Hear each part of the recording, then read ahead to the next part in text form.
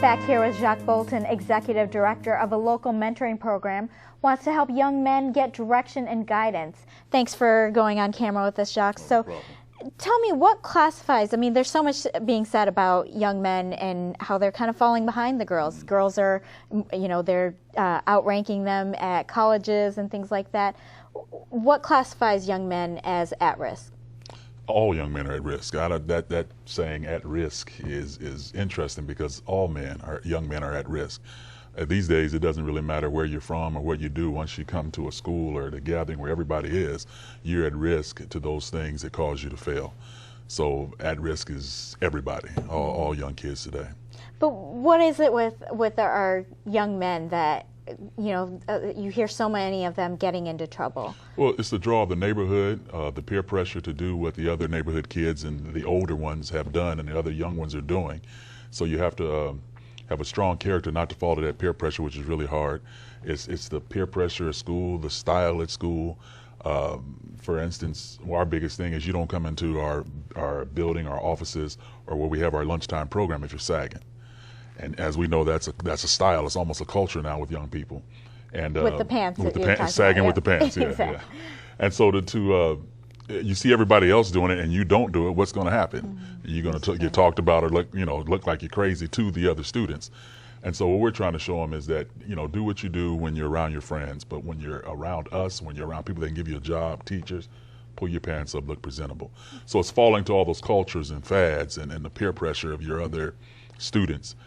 And then when you fall, it's when you usually get into trouble. Absolutely. Now, you were mentioning during the break that you had a mentor that, you know, meant a lot to you and really kept you going forward. What difference does a mentor make to these kids? How do they really reach them? Well, it's two. I mean, once these kids see that there's somebody out there that really cares about them, then there's a relationship that's being built and that is built. And kids don't want to disappoint that person that cares about them. That's one. The other thing is, when you have mentors that have been where the kids are, I keep saying kids, let's say students, where the young men are, they see that this guy had the same problems that I did and they made it. And so I can do the same thing that they've done. And so they get motivated by the success of the mentors, and then when the relationships are built, they don't want to let the mentors down. Mm-hmm. And so they try really hard to do what the mentor is asking them to do. Okay. Now, some people say that maybe jail is the best thing for some of these kids who are getting into trouble. Maybe they'll be scared straight. What do you think about that? For some kids it might be, but for a lot of them it's not. Mm-hmm. It really isn't. It's getting that second chance or having somebody saying, come on, you can do it. Some of these kids have never had anybody say, you're good enough to make it. Mm-hmm. And so they just fall with what's going on around them. But to have somebody cheering them on makes a big difference. For some kids, jail is the way. You need that sometimes to set your life straight, but not for all of them. Mm-hmm.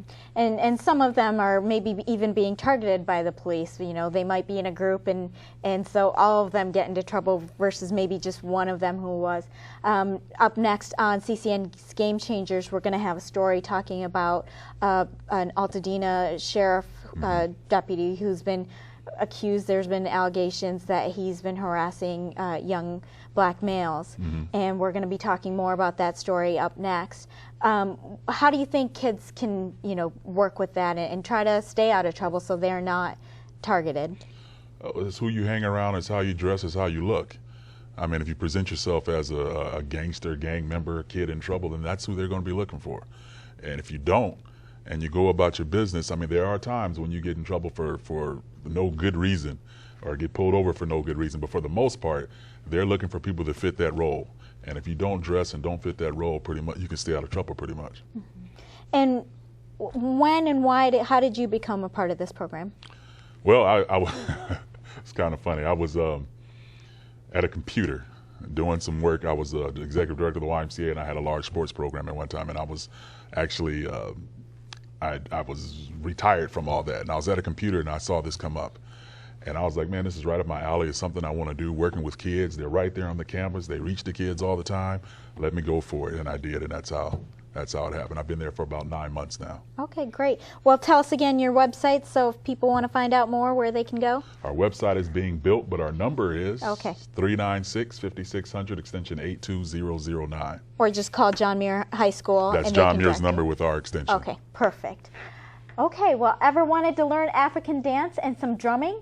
Some local folks had the chance to do that. More about the Pasadena Cultural and Arts Fair when we come back. You're watching CCN, Crown City News. Your news, your neighborhood. Don't go away.